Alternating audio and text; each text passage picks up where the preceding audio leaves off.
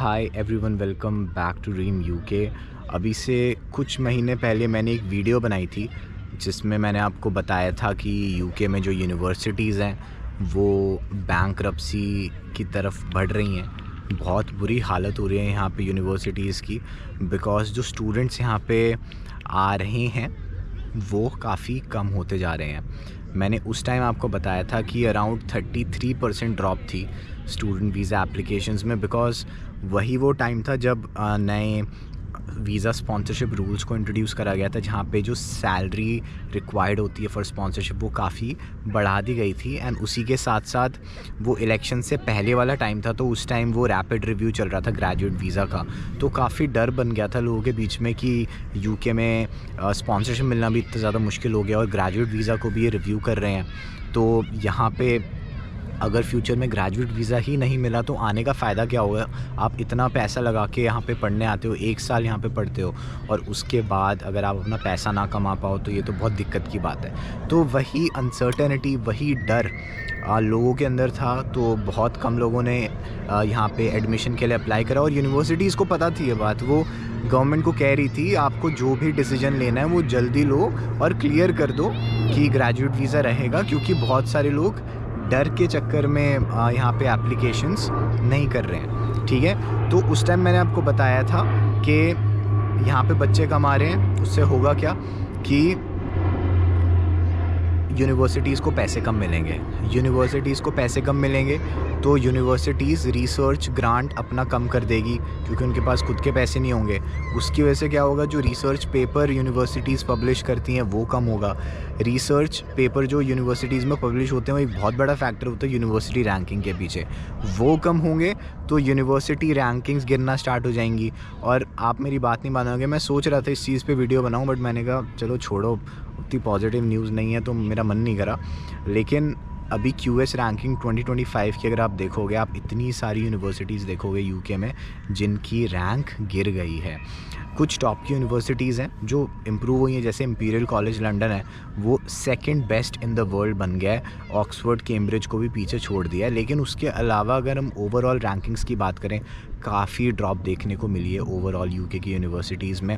मैं अपनी यूनिवर्सिटी का ही आपको एग्जांपल दे देता हूँ, यूनिवर्सिटी ऑफ एडिनबरा। जब मैं यूनिवर्सिटी ऑफ एडिनबरा में 2021 में पढ़ने आया था, उसकी वर्ल्ड वाइड रैंकिंग 15th थी।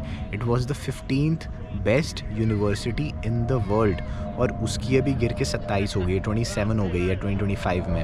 और ये तो मैं आपको वो रसल ग्रुप यूनिवर्सिटी बता रहा हूँ, स्कॉटलैंड की नंबर 1 यूनिवर्सिटी, यूके की 5th बेस्ट यूनिवर्सिटी, जिसको इतने ग्रांट्स मिलते हैं। तो जो छोटी यूनिवर्सिटीज़ हैं जो स्टूडेंट्स पे बहुत ज़्यादा डिपेंड करती हैं, जो बाहर से स्टूडेंट्स आते हैं, उनकी तो हालत आप अभी सोच ही लो।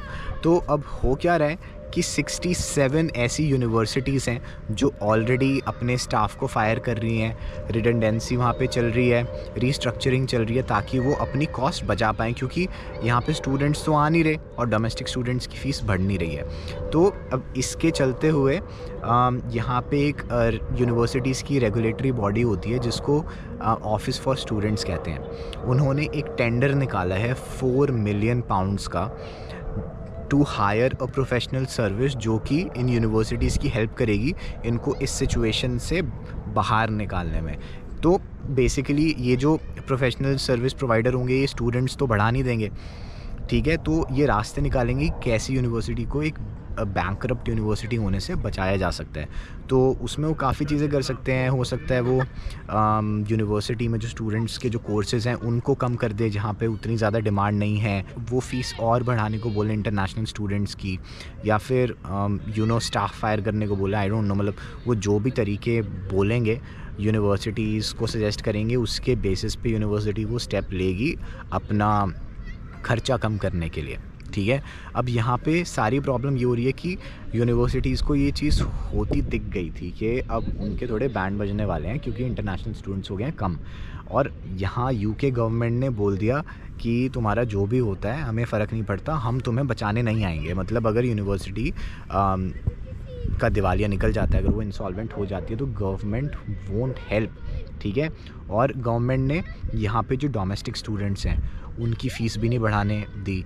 पिछले 10 साल में यहाँ पे जो यूके के सिटीजन्स हैं उनकी बैचलर्स की पर ईयर की फ़ी, जहाँ तक मुझे पता है, 9250 पाउंड्स है पर ईयर। और वहीं मेरी मास्टर्स है, जो 1 साल की मास्टर्स ऑलमोस्ट 26,000 की थी और वो 30,000 की हो गई है 2-3 साल के अंदर अंदर। तो आप देख रहे होगे कि इतने मतलब कम सालों में ही उसकी कॉस्ट 26 से 30 चलेगी। और 10 साल से यहाँ के डोमेस्टिक स्टूडेंट्स की बैचलर्स की जब बात करते हैं फ़ीस की, वो 9,250 से नहीं बढ़ी है। तो डोमेस्टिक स्टूडेंट्स की फ़ीस ये बढ़ा नहीं रहे, इवन दो यूनिवर्सिटीज़ बहुत प्रेशर डाल रही हैं कि बढ़ाओ बढ़ाओ। इन्फ्लेशन को अगर आप काउंट करोगे तो डोमेस्टिक स्टूडेंट्स से जो फ़ीस मिलती है वो आज के टाइम पे 5-6 हज़ार पाउंड्स है, जब वो सेट करी गई थी उसके कंपैरिजन में। तो उनको तो बहुत नुकसान होता है यहाँ के बच्चों से, ठीक है।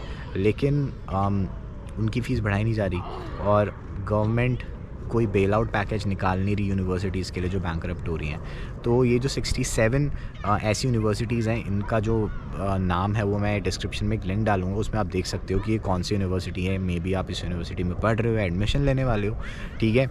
तो आपको पता होना चाहिए कि भी यहाँ पे सिचुएशन क्या चल रही है, और हो सकता है और यूनिवर्सिटीज़ ऐसे बैंकरप्सी के लिए फ़ाइल करें। और इससे मेरे को लगता है इन यूनिवर्सिटीज़ की रैंक और गिरने वाली है, क्योंकि सेम रीज़न, कम पैसे, कम रिसर्च ग्रांट, कम रिसर्च पेपर, लोअर रैंकिंग। तो ये चीज़ यहाँ पे थोड़ी बढ़ती नज़र आ रही है मुझे। तो आप का क्वेश्चन आएगा कि आपके लिए सिचुएशन आप पे क्या इम्पैक्ट डाल सकती है बेसिकली। तो मेरा मानना ये है कि अगर आप यहाँ पे आते हो पढ़ने, बट आपके लिए उतना मैटर नहीं करता कि आप किस यूनिवर्सिटी से पढ़ रहे हो, ठीक है। आपको यहाँ पर आना है, एक डिग्री करनी है, फिर मे बी फैमिली का बिज़नेस संभालने चला जाना है, या फिर यहाँ पे आके ग्रेजुएट वीज़ा पे थोड़े पैसे कमाने हैं, फिर इंडिया चले जाना है। अगर आपका मोटिव ऐसा है तो जो ये यूनिवर्सिटीज़ इंसॉल्वेंसी की तरफ जा रही हैं, यहाँ पे आपको डिस्काउंट मिल सकता है in form of scholarships and all to get admission, क्योंकि ये यूनिवर्सिटीज़ अपनी एंट्री रिक्वायरमेंट भी कम कर रही हैं। अब तो आप ये भी देख सकते हो कि आप थोड़ी हायर यूनिवर्सिटी के लिए एम कर सकते हो जो ज़्यादा अच्छी रैंक्ड हो, बिकॉज वो अपनी एंट्री रिक्वायरमेंट्स को नीचे ला रहे, तो ज़्यादा लोग एलिजिबल होंगे उन यूनिवर्सिटीज़ में एडमिशन लेने के लिए, ठीक है। लेकिन अगर कोई यूनिवर्सिटी इंसॉल्वेंसी की तरफ जा रही है, तो हो सकता है वहाँ पे स्टाफ को फायर कर दें, स्टाफ की शॉर्टेज हो जाए, स्टाफ को अच्छे से सैलरी ना मिले। तो उसमें क्या होता है कि क्लास में डिसरप्शन होनी स्टार्ट हो जाती है। जब मैं भी यूनिवर्सिटी में था तो मेरी क्लासेस में डिसरप्शन हुई थी। कुछ जो लेक्चरर्स थे वो हमें बोलते थे कि हम परसों प्रोटेस्ट में, तो परसों की क्लास अब नहीं होगी। मतलब it was a very transparent thing, और स्टूडेंट से कुछ छुपाया नहीं जाता था। तो हमारी क्लासेस नहीं होती, तो मेरे को लगता था कि यहाँ पे एक एक क्लास की जो मेरे को एवरेज फ़ी पड़ रही है वो इतनी ज़्यादा है और वो हो नहीं रही। तो वो मेरे लिए काफ़ी ज़्यादा शॉकिंग था। तो ऐसा भी हो सकता है कि आप ऐसी यूनिवर्सिटी में पढ़ने जाओ तो आपकी शायद क्लासेस ढंग से ना लगें। I can't say anything for sure, but ऐसा डेफिनेटली हो सकता है। तो मैंने वही बताया आपको कि अगर आप यहाँ पे बस आके पढ़ के, आपके लिए क्लासेस उतनी ज़्यादा मैटर नहीं करती, आपको पैसे कमाने या फिर फाइनली इंडिया में जाना है अपना काम करने, तो आप यहाँ पे थोड़े पैसे बचा सकते हो इन यूनिवर्सिटीज़ में एडमिशन लेके, या फिर आप और हाई रैंक की यूनिवर्सिटी टारगेट कर सकते हो, बिकॉज यूनिवर्सिटीज़ अपनी एंट्री रिक्वायरमेंट्स नीचे कर रही हैं। तो ये दो चीज़ें मेरे को लगता है आप देख सकते हो। बाकी आप में से जो लोग ऑलरेडी इन यूनिवर्सिटीज़ में एडमिशन ले चुके होंगे, आपको उतनी ज़्यादा चिंता करने की बात नहीं है, बिकॉज आपसे तो यूनिवर्सिटी को पैसा मिल रहा है ना, तो आपका कुछ नहीं करेंगे। बस वो एक थोड़ा रिस्क हो जाता है कि आपकी क्लासेस में कोई डिसरप्शन ना आए। लेकिन अगर आप एक बहुत पॉपुलर प्रोग्राम में हो तो आई डोंट थिंक वहाँ पे ऐसा होगा, बिकॉज उस प्रोग्राम से तो यूनिवर्सिटी को पैसे मिल रहे हैं, तो उसके लिए तो उन्हें स्टाफ रखना ही पड़ेगा। लेकिन फिर भी मेरे को लगा कि मैं आपको थोड़ा भी बताऊं कि यहाँ पे स्टूडेंट्स कम होने की वजह से यहाँ की यूनिवर्सिटी से थोड़े बैंड से बजे पड़े हैं। और मेरे को लगता है जब यहाँ पे ग्रेजुएट वीज़ा आया होगा, इनको दिख रहा होगा लोग अंधों की तादाद पे यूके में पढ़ने आ रहे हैं, तो इन्होंने बहुत सारे कोर्सेज़ लॉन्च कर दिए, अपने स्टाफ की हायरिंग कर ली, है ना। तो उससे हुआ क्या कि इनकी कॉस्ट तो बहुत ज़्यादा बढ़ गई, लेकिन वही 2-3 साल में स्टूडेंट्स का नंबर कम हो गया। आप देखो यहाँ पे साल में 30-40 हज़ार स्टूडेंट्स आया करते थे शायद ग्रेजुएट वीज़ा से पहले, लेकिन ग्रेजुएट वीज़ा आने के बाद इन्होंने 6 लाख का टारगेट इंटरनेशनल स्टूडेंट्स का आई थिंक 2 साल में अचीव कर लिया था। अब देखोगे कि कितनी बड़ी जंप है, 30-40 हज़ार से सीधा 2-3 लाख पर ईयर। तो बहुत स्टूडेंट्स आए हैं यहाँ पे। तो मेरे को लगा कि आपके साथ में शेयर करूँगा तो आपको कुछ पता चलेगा सिचुएशन का भी यहाँ की। And yes, that's all from my side. मैं अपने चैनल पे ऐसी वीडियोस आपके लिए लेकर आता हूँ जिससे आपकी अवेयरनेस बढ़े यहाँ पे वीज़ा रेगुलेशंस को लेके, यूनिवर्सिटीज़ को लेके और चीज़ों को लेके। तो अगर आपको मेरी वीडियोस देखने में मज़ा आता है तो चैनल को सब्सक्राइब करना, बिकॉज़ उससे मेरे को बहुत मोटिवेशन मिलती है। And that's all from my side. Take care, bye.